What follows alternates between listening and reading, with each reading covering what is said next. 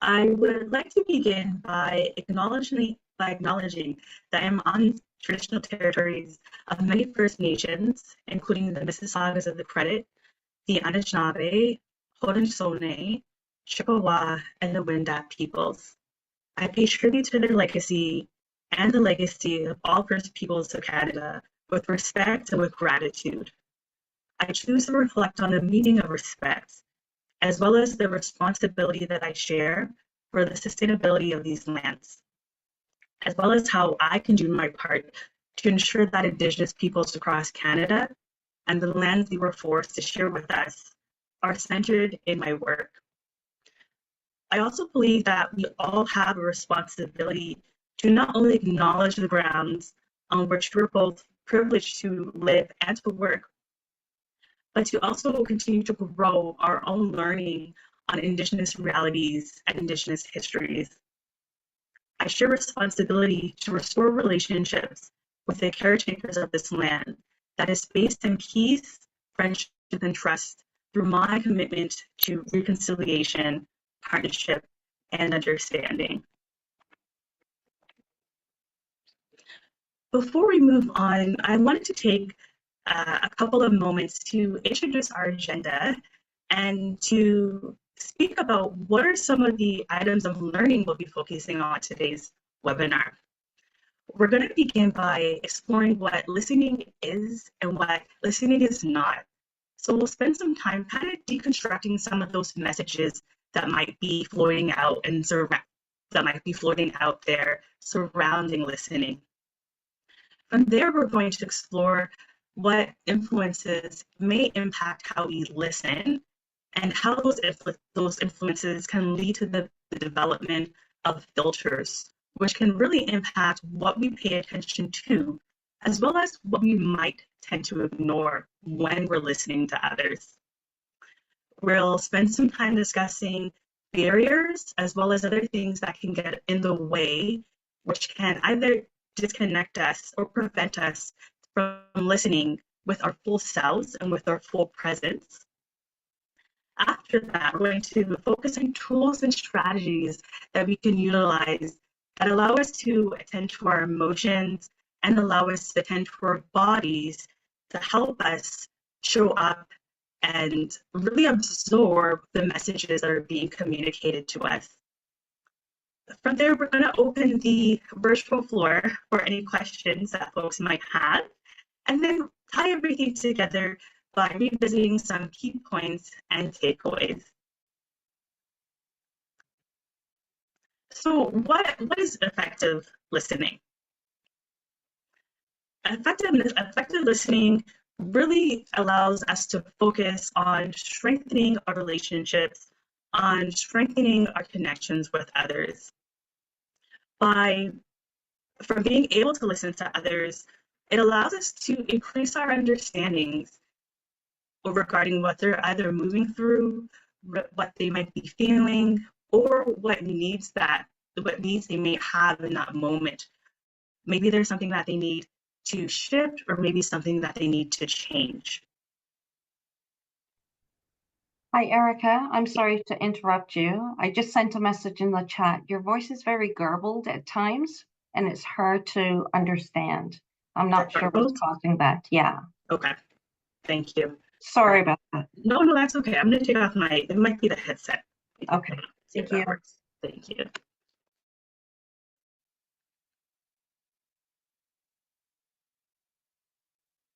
Okay. Let's see. Folks, how is the audio? Is that better? Is there improvement? If you can throw me a response in the chat. How's that? It's better, but there's still some garbling. Anyways, we can muddle through because we can read your slides as well. Okay. You can double check my setting. Yes, if it's still difficult to hear me, I can turn off my camera to also see if that improves my sound quality as well. I'm gonna go ahead and do that just in case. Okay. All right, folks. Apologies for that. Um, Going back to what is effective listening. Um, Effective listening increases our learning not only about the experiences of others, but also of ourselves as well, because it puts us into a space where we're working to attune to what emotions might be coming up for us in response to what we might be listening to, and really working on ensuring that we're staying present and connected in that moment in order for us to retrieve the messages that are being shared with us. Something we know when it comes to communication is that it doesn't necessarily only focus on the words that we say or what we vocalize. What also is just as important are the things that we don't say, our facial expressions, the tone of our voice, our nonverbal communication. We provide a lot of information through that realm as well.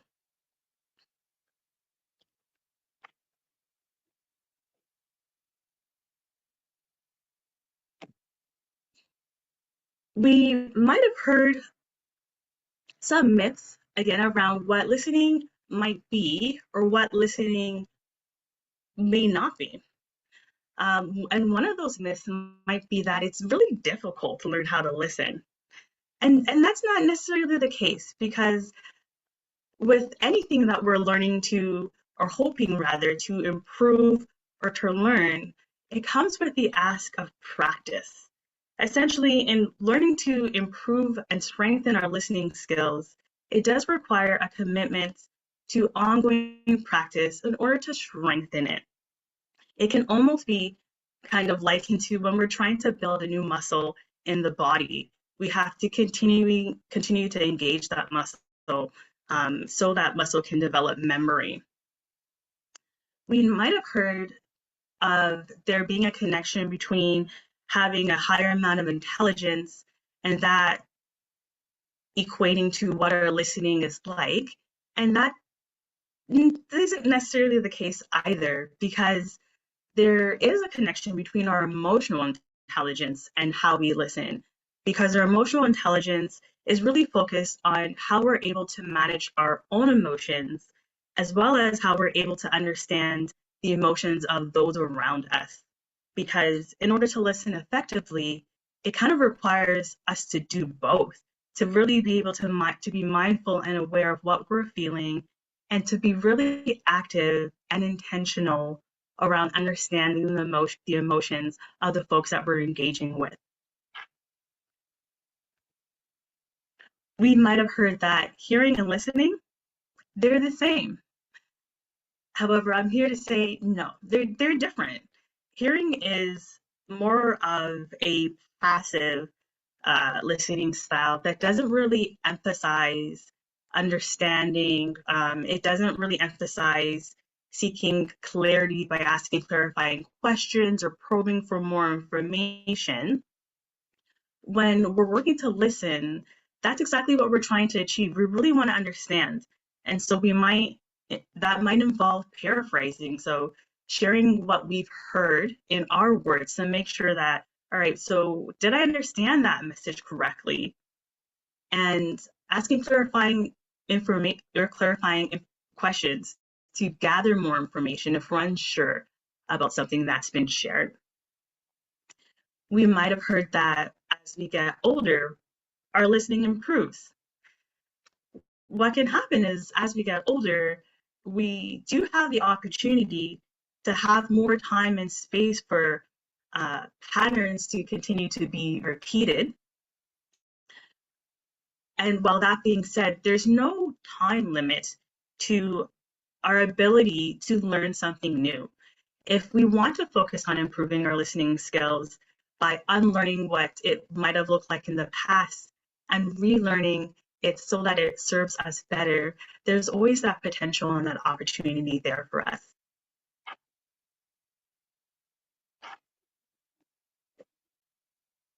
And that brings us to explore what our listening filters are. And I would love to create a picture for you, if I may. I invite you to imagine that you're out in a crowded room. There are a lot of folks in attendance and they're engaging with each other. It's really hard to kind of really isolate certain words or what folks are really chatting about, because the volume's high. There's a lot of noise in this room. It's crowded, a lot of people. And then all of a sudden you hear your name and immediately that grasps your attention. That's an example of how our listening filters work, because essentially our filters can dictate what we pay attention to, and what we pay attention to are our names. When somebody says our name, that is something we can notice in a crowded space compared to any other word that's said. Even if you think about when you might be just out in community and you think you've heard your name and you're kind of questioning it, maybe feeling a little doubt, thinking, I'm not sure, did I hear it? Did they say my name? That's another example of your filter at work in that scenario. Our filters are impactful because they influence how we make our decisions. They can influence how we view the world. And one way they can function is that sometimes our filters can block out other perspectives or other insights. And that can be a little bit challenging, because it can kind of position us where now we're only seeing our own insight as being the single point of truth. It doesn't provide us with the opportunity to see that there might be a different way that we can view things from accessing other insights and perspectives. We know that our listening filters exist. What causes them to exist? So what leads to their creation? And in order to answer that question, that requires us to look at what influences our listening, because that's going to be unique and different for each person, because that's so highly based on our experiences, as well as the folks and the people we've met throughout our lives. We can absorb the experiences of folks who surround us growing up in our lives, whether that's our caregivers, our parents, our coaches, our teachers, our peers. Sometimes we might end up absorbing their beliefs, or sometimes we might end up rejecting them. The other component about our influences is that it can be fluid. As we evolve and grow and change as human beings, so can our influences, because that opens up different experiences. We're meeting different people, and as we change, so can our influences. It's also really important to be mindful of our values, of our cultural norms, of our religion, of our language, because all of these factors also impact our filters. And when we're listening, we're filtering information based on what these factors are like for us. When we enter into a conversation with another person, or maybe a group of people, we enter that engagement with an intention. There's a why. There's something that we're looking for. There's something that we're hoping for in that engagement. Additionally, we're also anticipating how that conversation is going to end. We have an expectation. We have a desired outcome. And then, in addition to that, how we show up in our communications is going to be impacted by our mood. And with that being said, I invite you to reflect on what it's like for you to engage with folks at the beginning of your day versus the end of the day, as you've moved through the various responsibilities that you hold, or the various hats that you wear. What is it like when you're engaging in communication when you're facing a deadline? Our mood can also really heavily shape how we listen to listen to others, and what information we pay attention to, and what information that we may not. When we're exploring our listening influences, it's really important to be mindful of what our personal bias is, because that will also play a factor. Because our bias can influence who we feel deserves to be heard versus who does not. And so it's really important to be aware of what this is like for us, so that when we notice it coming up, that we grasp that opportunity to kind of park it, to kind of quiet it, so that we can give everyone that equal space to step in and to share their truth. We've spoken about what our filters are, and as well as what influences their development. We're going to move into speaking about and exploring what can get in the way with our communication. What are some of those barriers that we can face? And although we touched on it briefly in the previous slide, or rather, I would like to go into our emotions. When we go into communication and we're either feeling dysregulated or we're feeling emotionally overwhelmed, that can lead to the creation of conflict or the creation of misunderstandings, because sometimes that can cause us to have a negative interpretation towards how we read others. So in essence, how we're interpreting others' intention, or how we're interpreting others' messages, it might paint that in more of a negative light. And as a result, that can send us into a defensive mode. So the part of us who shows up in conversation in that space might be very different compared to when we're able to access communication, when we're feeling grounded, when we're feeling regulated. It can also be really impactful when we're not able to focus. When we're multitasking, or we're checking the email, or we're checking the phone, we're sending a text message, we're trying to maybe give our attention to many different things to be more productive.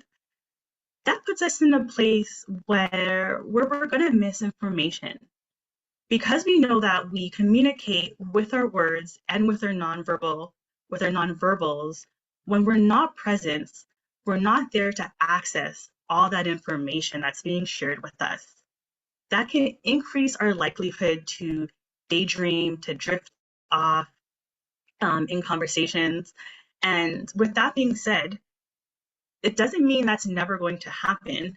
However, when we're able to start a conversation feeling grounded, we're more likely to pick up when we drift off compared to when we're not present to begin with. Another barrier to our communication can be our body language. Ideally, we're working to ensure that our verbal communication as well as our nonverbal communication matches, or is in alignment. Because when it's not, again, sometimes that can be confusing. We can send kind of mixed messages. For an example, if you were to ask me a question and I verbally say yes, while I'm also nodding my head no, you might think to yourself, okay, Erica, I'm confused. What is your answer? Because I'm receiving two mixed responses. With that being said, it's important to be mindful of what are we communicating with our body language, because sometimes we might not be as aware as we would like to be around what that looks like for us. Are we crossing our arms? Are we crossing our legs? Are we rolling our eyes? Are we tapping our feet, for some examples?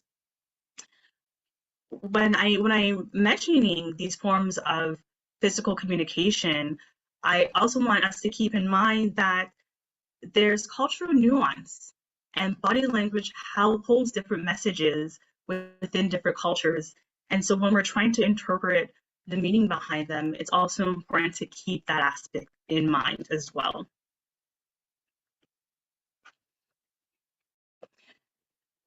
There might be other moments when we enter an engagement with our own agenda, or we enter engagements with judgments or distractions.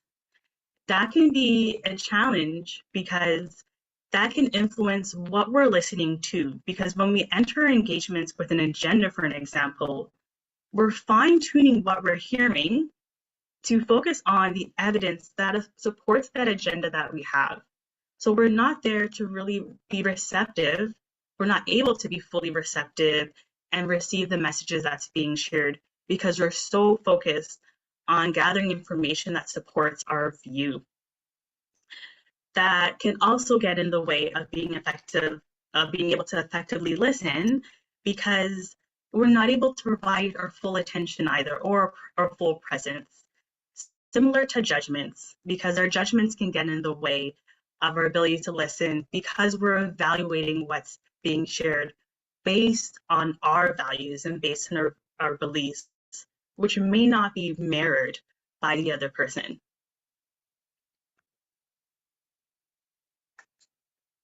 Another listening filter that I wanted, common listening filter, I'd say, that I wanted to explore in more depth with you is assumptive listening.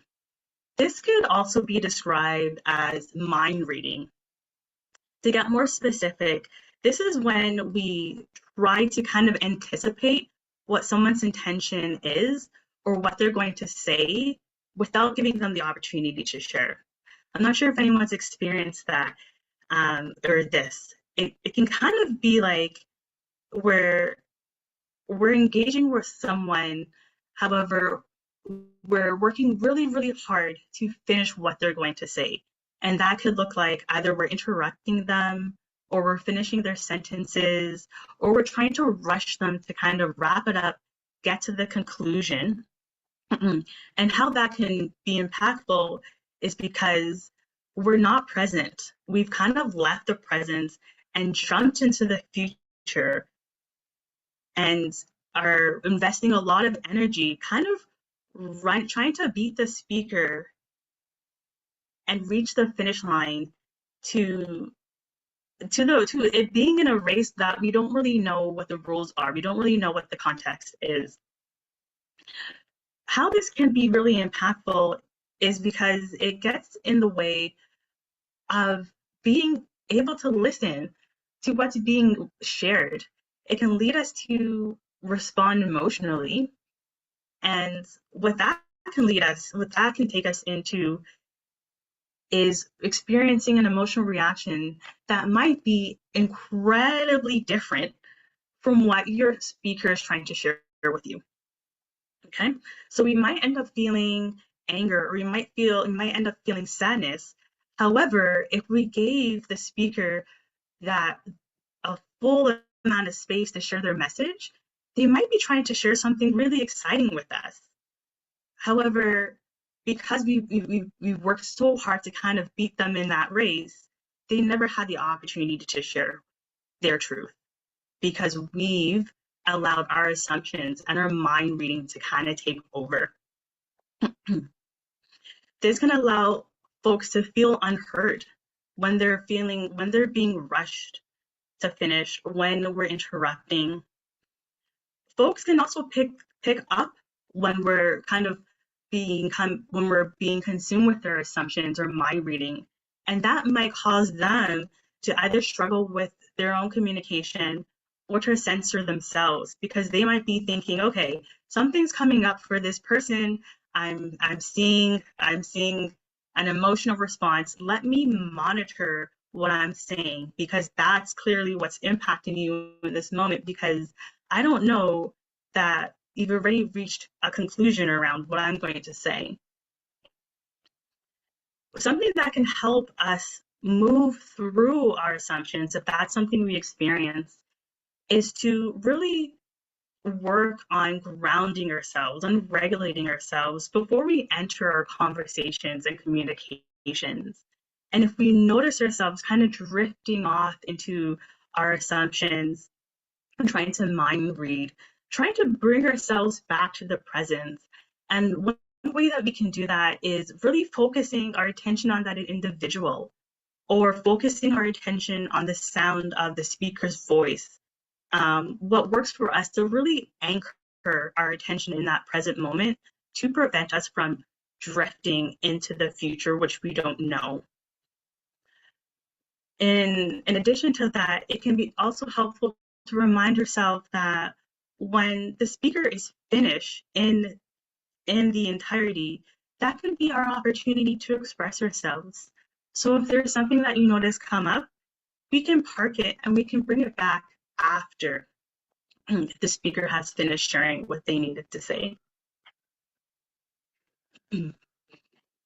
What can happen when we aren't able to manage assumptive listening is that it can cause us to feel upset.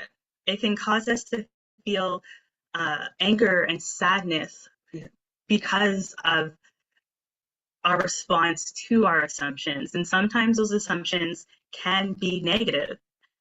And the thing about that is the more upset we become, the harder it becomes to listen. And specifically in really focusing on anger and sadness, those emotions can cause us to turn inwards. And that can take us out of being able to listen. Anger and sadness have quite a strong physical sensation when they show up in the body as well. And the intensities that are attached to those feelings can sometimes be quite overwhelming. And because of that, it can completely disconnect us from being able to focus on anything external to ourselves in that moment. Those emotions can also filter what we hear. Sometimes it can cause us to match what we hear to those feelings, which creates further distance. Again, others can pick up our emotional states, and when there are shifts in our emotions, and that can result in them censoring themselves, and that can also result on whether they share information with us moving forward. So that really captures how this listening filter can really impact the longevity and maintenance of our relationships. We know that sometimes we might be in conversations where we might feel ourselves experiencing anger and sadness. If that's the case, ideally, if we're able to move those meetings or reschedule those meetings, that's ideal.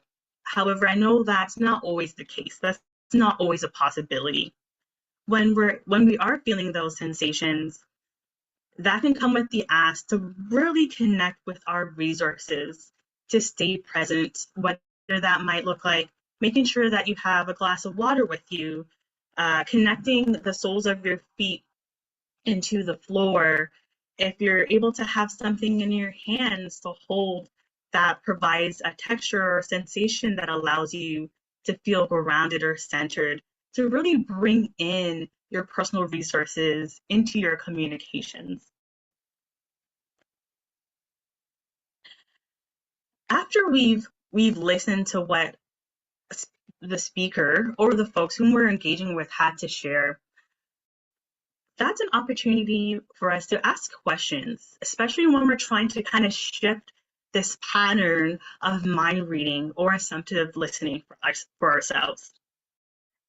When we ask questions of folks, that allows an opportunity to provide a fuller understanding of what folks mean. And it also let folks know that we're engaged. Like, we want to know, we really want to understand, we want to be there.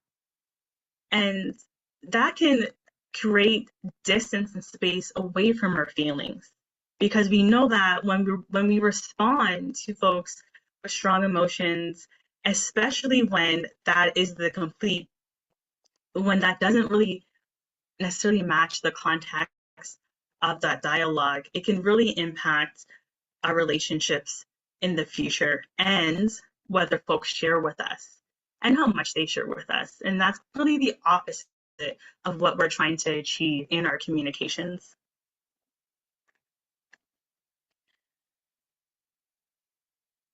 It can also be really helpful to notice when our judgments are showing up for us or our bias is showing up for us. And by that I mean, how do you know that's there for you? Is there a shift or is there a change in either your thoughts or your emotions or within your physical body? Like, do you notice that you feel tension in your neck, or do you feel upset in your stomach? Do you feel tension in your shoulders? It can be really helpful to notice what your personal symptoms are like when you notice yourself experiencing assumptions or mind reading, because that can provide us with almost like a little personal cue or warning sign that says, hey, our bias is showing up right now. And when I can pay attention and notice that it's there, I can almost notice it and see it kind of see it flow through me, as opposed to really trying to unpack why it's there or trying to kind of fuel its existence. Because there's always going to be an opportunity to revisit afterwards why that judgment came up for you at that period of time. But if we do that work during our conversations, again, that's going to disconnect us from our ability to show up with our full presence in the space with another speaker. What can also be really, really helpful to implement in our engagements is slowing down and really creating intentional space. I recognize that pauses sometimes don't happen organically, and we might need to be intentional to create those spaces to create that silence. And I recognize that sitting in silence may not be comfortable for everyone. However, it can be so impactful for the listener. It gives you that time to really absorb and reflect on what you've heard, and to take your time to think about how you want to respond. And for the speaker, it allows us to have that space to hear ourselves out loud. And sometimes what we say within our mind and within our thoughts, it can sound really different when we hear them out loud. And having that space to kind of sit in our words can sometimes provide us with a different insight or a different perspective, which we might have not known if we didn't have opportunity to be in that. I know I've mentioned the body and our physical responses throughout, and I wanted to get into the body with a little bit more detail, because something we know is that our minds and our bodies they're sending messages to each other quite regularly. There's a lot of communication that they're doing. And when there's tension or clasping or clenching or holding in our body, the message that sends our brain is that we're not okay, that we might be in danger, and that we should probably prepare ourselves to fight. When we're really able to notice the body and invite spaciousness and calm, and we're able to unclench and ungrasp and maybe uncross our arms and uncross our legs, that changes the messages we're sending to our brain. And that can sound more like, it's all good here, we're okay. And this can be a skill that we bring into our conversations, especially when we notice our body's communication either becoming more closed or is moving in a direction that is not aligning with how we want to communicate. And an activity that we can use specifically to do that with is willing hands. And something I really like about willing hands is that it's something we can do anywhere. It's something you can do in a boardroom meeting or during a one-on-one conversation. It can be subtle. It doesn't require anything extra to practice except your hands. I invite folks who this resonates with and want to adopt willing hands to practice this at different points of your day, because it can be really interesting as we work to build our awareness around where we're holding tension in our body by noticing when we're holding tension in our hands, or when we notice how often we might have our hands clenched into fists. Bringing our awareness to that can be quite insightful. And it's during those moments where we can work on staying open when we notice ourselves becoming closed or becoming tense. Our willing hands, the practice itself, it involves opening the hands so that our palms are facing the ceilings and the back of the hands are facing the floor. And then you would bring your hands to rest either on your knees or in your lap, or if you're standing up by your side so that the front of your palms would be facing forward and the back of your palms facing back. And you're going to just rest your hands there. So you're not going to it doesn't ask to exert any like muscular strength or force. You're just going to rest your hands and keep them open, faced up if they're in your lap. And I invite folks, if you're able to practice willing hands, to notice whether there are shifts in your body. If you notice more spaciousness or more openness show up for you in either your breathing or your thoughts or other parts of your body as you practice this activity.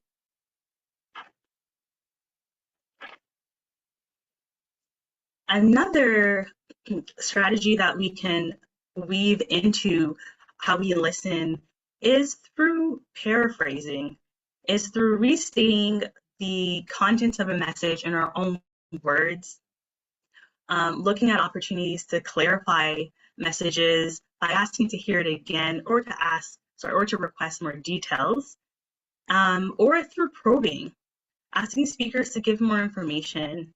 And it's through these strategies that we can listen through those assumptions or mind reading or judgments that might come up for us. Asking these questions can keep us open and, again, focused on the other speaker and the contents of their message. As we explore effective communication, it can also be helpful to be aware of what the attitudes are we're trying to cultivate.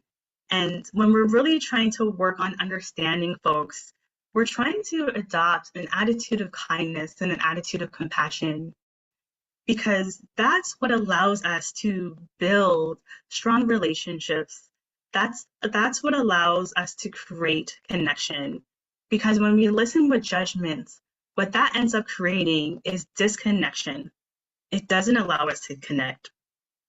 It allows us, what that leads to is separation. Again, I'm bringing up silence again, and I know some folks might love sitting in silence, and some folks might be not entirely comfortable with that. And I completely respect wherever you're at in terms of your comfort or discomfort with silence. However, remember that it can be so positive when we're able to do that, especially when we might want to share something that is difficult or is vulnerable. Silence can give us that space to share. And so maybe by keeping the positive qualities of silence in mind can help us cultivate more of this space within our conversations. when we're listening, we're also going to listen to what's not being said. We're going to be listening to folks' feelings and what they need. For an example, if there's something that someone's sharing and maybe they feel frustrated, being curious around, what's underneath that frustration. I wonder whether there's something that this person might want to be different or might need to shift that might end up in changing this frustration that might be showing up for them. Again, we're also going to work on working to non-interrupt, because we know that this can cause folks to shut down, to disconnect, which can prevent ongoing and future engagement with us. The last skill I wanted to explore with you is called check the facts. And so by checking the facts, it really allows us to check in with our emotions and to get curious as to whether our emotions match what has happened. And with this example is sometimes, do you ever have days where everything seems to just be going not your way, but everything seems to be going off? And then something might happen, let's say within your workday, and it can cause an emotional reaction for you that might be quite large.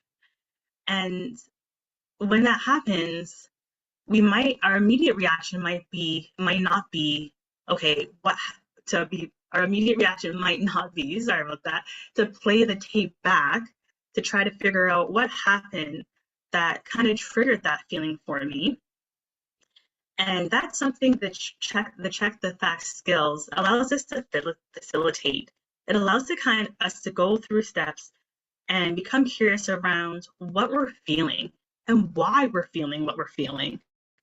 We can reflect on, did something trigger us? Because for me, I might think, okay, I had so many things happen in my day that didn't go well. That could have impacted the intensity of the emotion that I experienced. Before we go into check the facts further, I really want to reiterate that the intention of this skill is not to poke holes into the validity of our emotions, because our emotions are always going to be valid, okay? We are not questioning the validity of our emotions. What we're really trying to do is to get more curious about the messages that they're trying to share with us. Checking the facts allows us to, again, identify what triggered our emotion, to challenge our judgments in either our thinking or our thoughts. And if our emotions don't match the situation, it creates an invitation to think about what would be better aligned with how we're feeling. And what that means is, how can we kind of look at the dial of intensity? So let's say, for an example, I'm feeling intense anger. What would it be like for me to maybe turn down that dial a little bit? Maybe what I'm really feeling in that instance isn't that intense anger. Maybe I'm feeling frustrated. And sometimes it can be hard to kind of distinguish the difference between between those two emotions, unless we're able to really sit and reflect on them in this way. I do want to mention that sometimes when we go through these steps and we check the facts, everything might match up, and that works too. What we're feeling could be a complete accurate reflection of what happened, including that intensity, and that's okay too. But the really neat part about the skill is, just by going through each of these steps, it can help us regulate our emotions. And so it can be valuable to practice, especially if we notice that, sometimes in certain conversations or communications, we find ourselves experiencing emotional reactions or experiencing overwhelm for our emotions, beginning to build our awareness around what our triggers are and what we're feeling, so that we're able to, again, stay open in our communications and not have our emotions take over. Okay. So we've reached the end of our webinar, and I wanted to pause and invite folks to share any questions that might have come up. I'm also going to take a peek in our chat to see if there is anything additional. I know, yes, I see the messages around the audio, and I really hope that has improved with my camera off. I'll give folks a moment just to check in to see if there are any questions.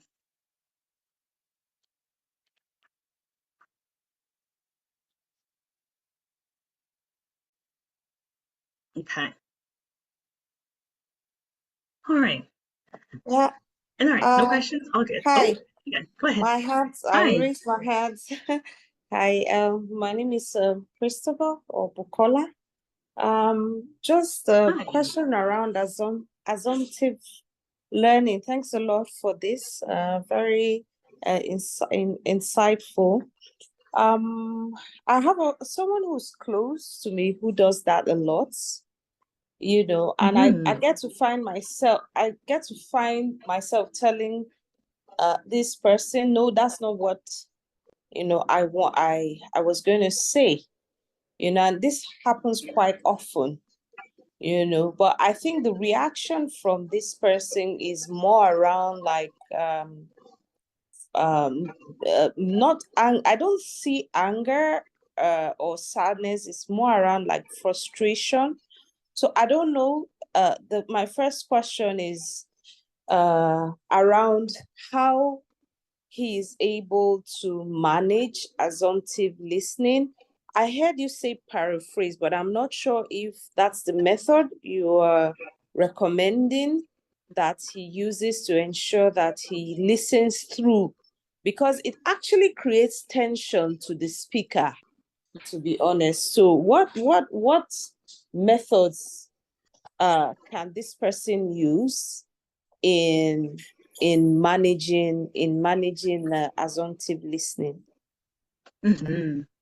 Absolutely, yes, that's a great question, and yes, I 100% agree that it definitely can create tension. I'm thinking of a couple different options. I'm thinking about whether it might be helpful for this person to know the impact that it might have on you. Hearing that it's something that's come up before, I wonder if it's something that you might feel comfortable sharing around how it makes you feel when it happens.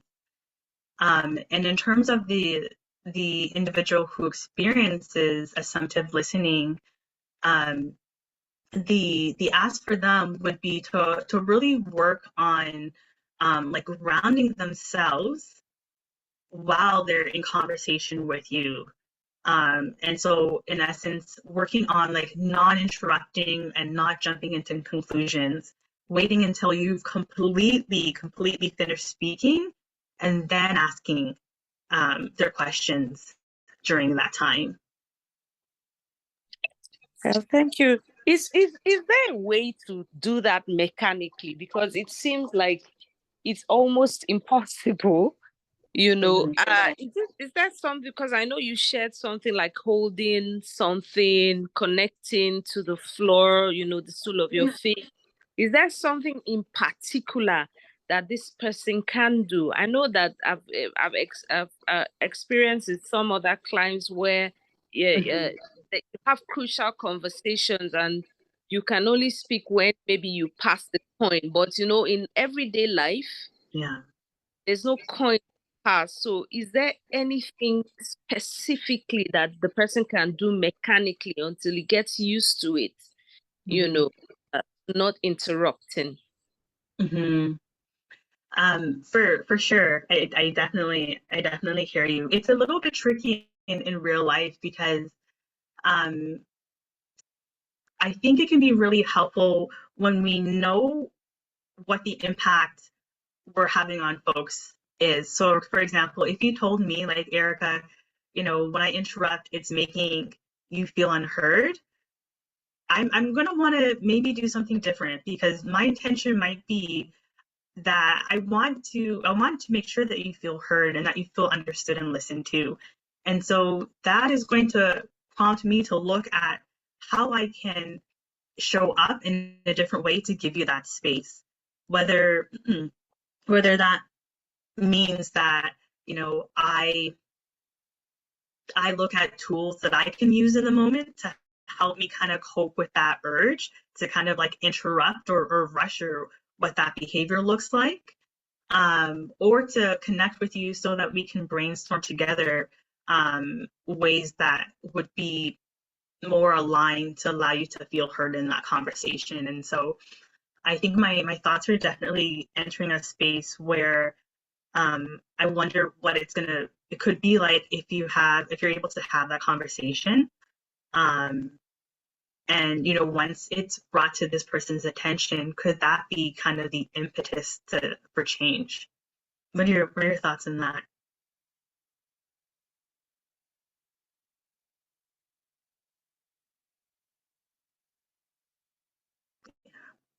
Yeah, I guess that would work, having a conversation around how I feel about, those moments. Probably, maybe that could make it more conscious to the individual. Yeah, thank you. Okay. Yeah. You're welcome. Yeah. You're welcome. I Thank have you for one your more. question. I have one more question, if you don't mind, please. Just one Please. more. Oh, Yeah, please. you talked about sending some kind of signals to your brain by certain postures you adopt, while you're communicating with the other person. But I always thought it works the other way around.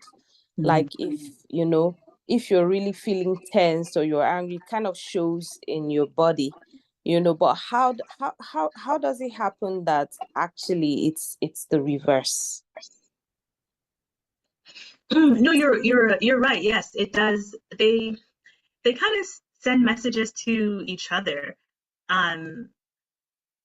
Like for an example, like when we're crossing our arms and crossing our legs, when we're holding tension, that sends messages to our brain, and as a result of that messaging, our brain can communicate back to the body by preparing it to fight, because it might be interpreting that we're in danger or something's coming up. We're going to start pumping adrenaline in that body so that we can act really, really quickly. Got it. Thank you. Thank you so much. Thank you for your question.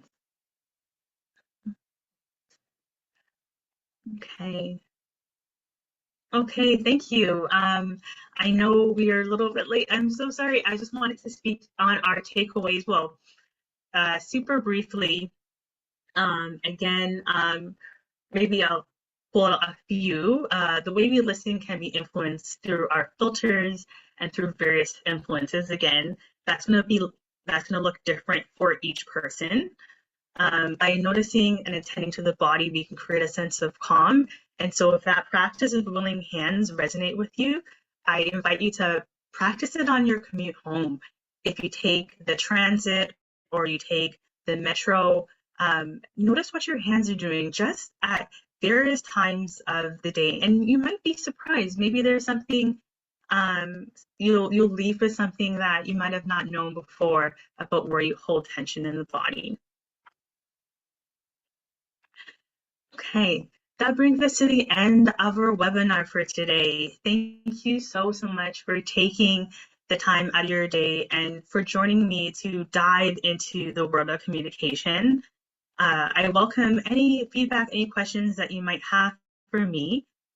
We can be reached at wellness@guard.me. And stay tuned if you're connected to our socials. And if not, please connect with us there. We have a lot more exciting webinars planned for later on this year. Again, I wanted to thank you so much for giving me the opportunity to engage you in this webinar. And I really hope that you have the most pleasant rest of your day. Thank you and take care.